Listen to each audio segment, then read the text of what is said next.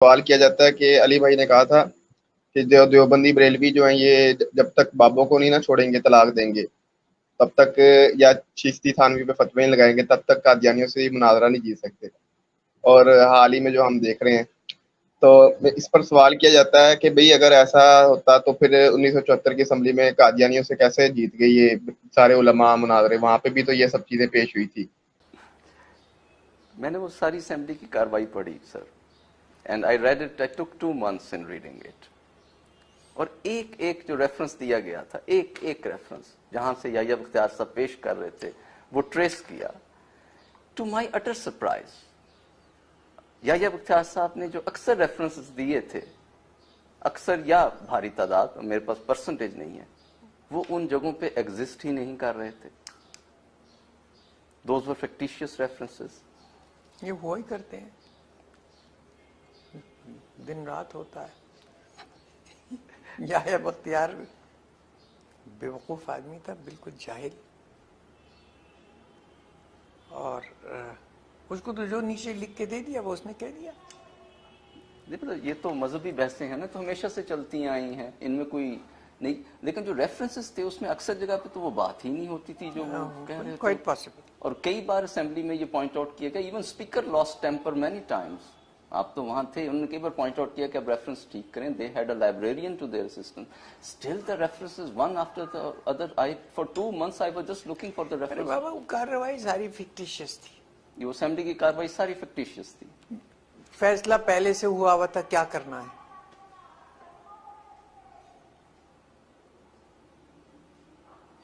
So there was no need to bother. No need to bother. آپ کو پتا ہے کہ جب اسمبلی میں فیصلہ ہوا مسائل سے نہیں ہوا تھا، باتیں وہ بھی پیش کرتے جاتے تھے علماء کے حوالے۔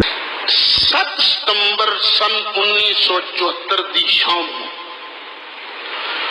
اس ویلے پرائم منسٹر سن ذوالفقار علی صاحب بھٹو صاحب نے اسمبلی دے فلور تے کھلو کے اعلان کیتا کہ میں مولانا نورانی صاحب نال وعدہ کیتا سی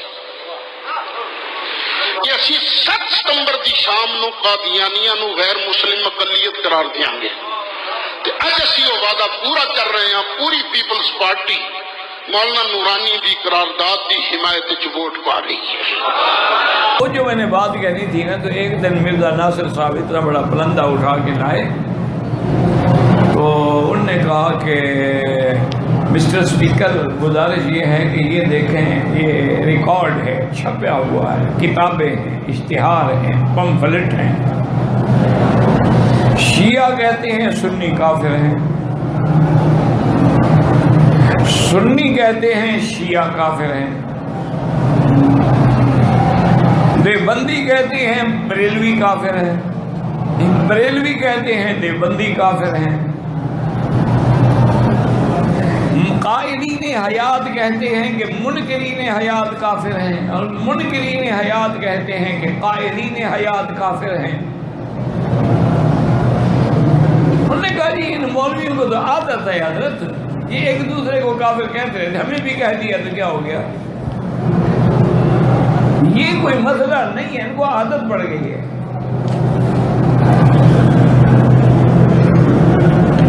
تو مجھے یاد ہے، مجھے بہت سارے دوستوں نے کہا کہ ہم اس دن جو تھے نا بالکل مایوس ہو گئے کہ بھئی ایک ریکارڈ ہے، چھپا ہوا ہے، کتابیں ہیں، پمفلٹ ہیں، اشتہار ہیں، اس کا کیا جواب دے سکتے ہیں۔ انہوں نے کہا کہ اس دن ہم بڑے مایوس ہوئے کہ بھئی آج مسلمانوں کے پاس کوئی جواب نہیں بنے گا۔ الوقت يدعو مصلحا ومجددا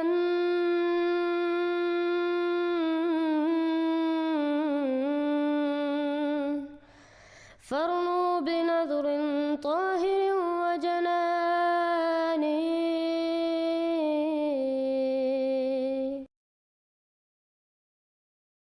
السلام علیکم ورحمۃ اللہ وبرکاتہ۔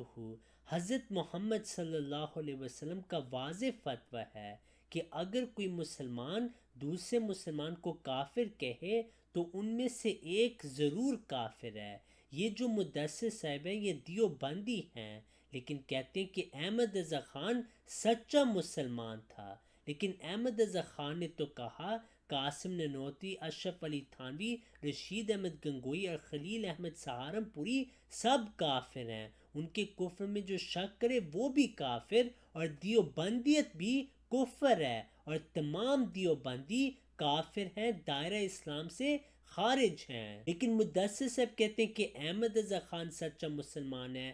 اب نبی صلی اللہ علیہ وسلم کے فتوے کے مطابق اگر احمد رضا خان مسلمان ہے تو یہ تمام علماء کفار ہیں. لیکن یہ علماء تو مدثر کے مجددین ہیں، اور وہ ان کے کفر میں شک کر کے احمد رضا خان کے نزدیک خود ہی کافر ہو چکا ہے. لیکن کیونکہ مدثر نے کہا کہ احمد رضا خان مسلمان ہے، یہ اصل میں اپنے اکابر کی ہی تکفیر ہے، کیونکہ ان کو تو احمد رضا خان نے کافر قرار دیا ہے. اب سوال جو مدثر صاحب نے 1974 کے متعلق پوچھا، یہ تو سارا پری پلان تھا، اور 1974 کی اسمبلی میں بھی یہ بات واضح طور پر لکھی ہوئی ہے. حوالہ سکرین پہ موجود ہے کہ 1974 کی اسمبلی سے پہلے پورے عالم اسلام کی دینی تنظیموں کا ایک عظیم و شان اجتماع منعقد ہوا، جس میں اسلامی ممالک بلکہ مسلم آبادیوں کے 144 تنظیموں کے نمائندے شامل تھے. یہ مراکش سے لے کر انڈونیشیا تک کے مسلمانوں کا ایک نمائندہ اجتماع تھا. اس میں مرزائیت کے بارے میں جو قرارداد منظور ہوئی وہ مرزائیت کے کفر ہونے پر تازہ ترین اجماع امت کی حیثیت رکھتی ہے. اب یہ 1974 کی اسمبلی سے پہلے کی بات تھی، تو یہ طے شدہ معاملہ تھا، اور ادھر سے ہی ریپریزنٹیٹیوز آئے، اور یہ پہلے سے فیصلہ کیا گیا تھا کہ انہوں نے ہماری تکفیر کرنی ہے. مناظرے میں ان کو شکست ہوئی. صفحے کی تقریباً کتاب اپنے بیان کو کتاب کی صورت میں چھاپا، وہاں آئے اور اسمبلی ہال میں اپنا 200 صفحے کا بیان مکمل طور پر پڑھ کر سنایا، جس میں ان کا پورا موقف موجود تھا. ہم نے بڑے غور سے سنا، اطمینان سے، صبر سے. اس کے بعد یہ درست ہے کہ ہمیں بھی تشویش لاحق ہوئی کہ اس کی تقریر کے بعد ممبروں پر کچھ اثر تھا. اور میں نے پہلے بھی آپ کو سنایا تھا کہ جب وہ آئے تھے تو داڑھی سفید لمبی، جا کر دیکھ لو، سفید کملی، پگڑ اور قمیص سلوار. اس صورت میں جب وہ اسمبلی کے اندر پہلی مرتبہ داخل ہوئے اور ممبروں نے دیکھا، اور ممبروں کی اکثریت اس سے پہلے نہیں دیکھا تھا، اور میں بھی انہیں میں شامل تھا، تو ہمیں گھور گھور کر کہنے لگے کہ دیکھو یہ داڑھی سفید اور تم کہتے کافر ہیں. حد ہو گئی، حد ہو گئی. یہ پگڑی اور تم کہا یہ شکل کافر کی ہے. مولوی صاحبان تم بھی عجیب باتیں کرتے، یہ کافر کی شکل ہو سکتی ہے. یہ ذہن تھا. اگر آپ بھائی ایمان کا تعلق، اسلام کا تعلق شکل داڑھی سے نہیں ہے، عقیدے سے. غرض یہ جب وہ اپنے بیان میں جناب نبی کریم علیہ الصلوۃ والسلام کا اس میں گرامی ذکر کرتے تھے تو درود بھی ساتھ پڑھتے تھے. جب وہ درود پڑھتا تھا تو اس طرح ممبر میں کہتے دیکھو حضور کو درود بھیج رہا ہے، تم کہتے کافر. کبھی کبھی وہ قرآن کریم کی آیتیں بھی اس بیان میں پڑھتا تھا تو ممبر کہتے کہ دیکھو قرآن کی آیتیں پڑھ رہا ہے، تم کہتے ہو کہ یہ کافر ہے. تو ذہن اس طرح بنا. تشویش اس لیے تھی کہ یہ ایک آخری وقت ہے، موقع ہے. اگر اس وقت اسمبلی نے جب مسئلہ پیش ہے سامنے انہیں غیر مسلم قرار نہ دیا اور مسلمان قرار دے دیا خدا نہ خواستہ، تو پھر یہ مسئلہ الجھ گیا.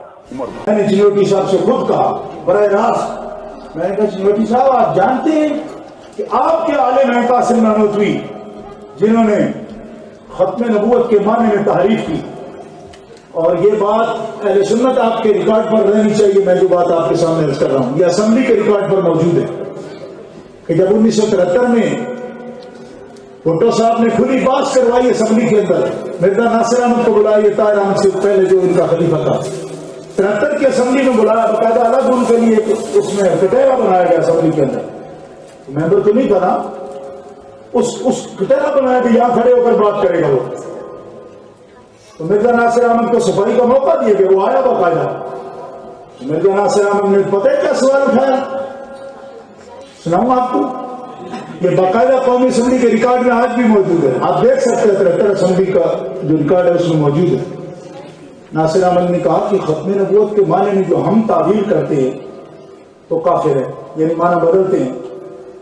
مفتی محمود صاحب، مولوی عبدالحکیم صاحب، علی غلام غوث صاحب، آپ کے دارالعلوم دیوبند کے بانی قاسم نانوتوی نے تو ختم نبوت کے معنی میں تقسیم کی ہے، تحذیر الناس میں موجود ہے، تو اگر ہمارا مرزا غلام قادیانی کافر ہو گیا تو قاسم نانوتوی اور اس کے ماننے والے کیسے مسلمان ہیں؟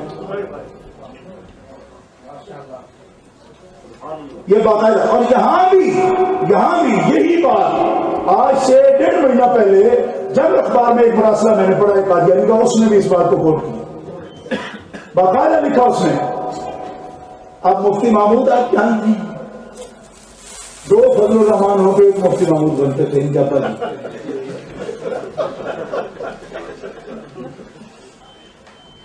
مفتی صاحب ایسے نیچے دیتے آپ کوئی جواب نہیں، بخدا میں یہ کوئی اس پر ایکٹنگ نہیں کر رہا آپ کے سامنے، آپ اسمبلی کے ریکارڈ پہ دیکھیں، مولوی عبدالحکیم خاموش، مولوی عبدالحق اسمبلی میں بھیجے، سمیع الحق کا ابا اس سے گردن نیچے، مولوی عبدالحکیم ایسے، مفتی محمود ایسے۔ جس وقت اسمبلی کے فلور پر مرزا ناصر جو قادیانیوں کا سب سے بڑا امام تھا اسے بلایا گیا کہ ہم تجھے کافر قرار دینے لگے، آ کر اپنی صفائی پیش کر، تو معلوم ہونا چاہیے آپ کو مرزا ناصر نے اپنی بغل سے نیچے سے کتاب نکالی۔ اس وقت دیوبندی حضرات کے بہت بڑے بزرگ مفتی محمود صاحب وہ زوردار تقریر کر رہے تھے کہ یہ کافر ہیں، یہ کافر ہیں۔ مرزا ناصر نے کہا اٹینشن پلیز، مفتی محمود صاحب آپ کون ہیں؟ کہا دیوبندی۔ کہا یہ قاسم نانوتوی صاحب کون ہیں؟ کہا ہمارے آقا و مولا، ہمارے شیخ، ہمارے بزرگ۔ تو اس نے کتاب نکالی تحذیر الناس، اس نے کہا آپ کے شیخ صاحب نے تو لکھا ہے اگر نبی پاک کے بعد کوئی اور نبی آ جائے تو حضور کی ختم نبوت میں فرق نہیں پڑتا، تو حضرت صاحب اگر مرزا قادیانی نبی آ گیا تو پھر تمہیں کیا تکلیف ہو گئی؟ تمام اسمبلی ہال پر سناٹا طاری ہو گیا، تمام اسمبلی ہال پر سناٹا طاری ہو گیا۔ بھٹو صاحب ادھر ادھر دیکھ، اب ساروں نے سر نیچے دیے، اب ساروں نے سر نیچے دیے۔ مرزا ناصر نے کہا کہ ہمارے سے پہلے تم دیوبندیوں کے اوپر فتویٰ لگے گا۔ ناصر جو ہے وہ اس سے بحث ضرور ہوگی، چنانچہ آپ کو معلوم ہوگا اس زمانے کے اخبارات میں آیا 180 سوالات ہم نے مرزا غلام ناصر صاحب سے کیے قومی اسمبلی کے اندر، اور سوالات کا طریقہ یہ ہوتا تھا کہ اٹارنی جنرل بیچ میں ہوتے تھے، براہ راست سوال نہیں کر سکتے، تو الحمدللہ 2 مہینے تک مسلسل یہ بحث قومی اسمبلی میں چلتی رہی۔ آخری دن اب سوال و جواب کی نشست کی 5واں دن تھا، مرزا ناصر احمد سے سوالات ہو رہے تھے۔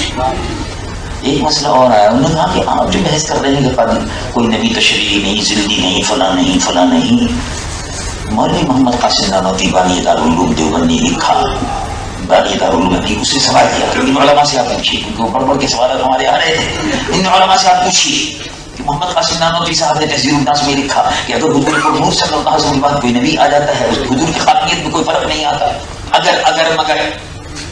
تو میں نے کہا یہ جواب یہ دیں گے ہمارے ہم ان کا دفاع نہیں، بیٹھے ہوئے ہیں مفتی محمود صاحب، ان سے پوچھیے، مولانا غوث زاروی صاحب بیٹھے ہوئے ان سے پوچھیے، عبدالحکیم صاحب بیٹھے ہوئے ان سے پوچھیے، یہ 3 بیٹھے ہوئے ہیں کہ یہ بتائیں گے کہ استعارت کا مفہوم کیا ہے۔ ہمارے متعلق کوئی ایسی بات نہیں۔ تحریک ختم نبوت چلی پاکستان میں 1973 کی بات ہے، 1900 بھٹو کا دور تھا جس میں قادیانی غیر مسلم اقلیتی آئینی طور پہ ڈکلیئر ہوئے. تحریک ختم نبوت چلی. اس تحریک ختم نبوت کے صدر کون تھے؟ خاموش. صدر کون تھے؟ دیوبندی مسلک کے عالم مولانا یوسف بن نوری صاحب. یوسف بن نوری اس کے صدر تھے. دیوبندی مسلک کے عالم. اور دیوبندی مسلک کے عالم یوسف بن نوری صاحب کی صدارت کے نیچے یہ سارے اکابرین اور قائدین اہل سنت تھے یا نہیں تھے؟ حضرت خواجہ شیخ الاسلام قمر الدین سیالوی ان کی صدارت کے باوجود نیچے ساتھ تھے کہ نہیں؟ مولانا شاہ احمد نورانی صاحب تھے کہ نہیں؟ مولانا عبدالستار خان نیازی صاحب تھے کہ نہیں؟ پیر کرم شاہ صاحب تھے کہ نہیں؟ علامہ کاظمی شاہ صاحب تھے کہ نہیں؟ تمام اکابر اہل سنت دیوبندی اہل حدیث شیعہ سب تھے، مگر اس تحریک میں صدر بنوری تھا. تو صرف ایک ہی نقطہ نظر کو لے لیں تو اس کا مطلب یہ ہوا کہ ایک گھر جو مرتد ہے اسے کافر قرار دلوانے کے لیے ایک مرتد کو صدر بنایا ہوا ہے. ایک کو کافر مرتد اسمبلی میں ایک کو کافر مرتد قرار دلوانے کے لیے دوسرے کافر مرتد کو صدر بنایا ہوا ہے. قربان جائیں ایسے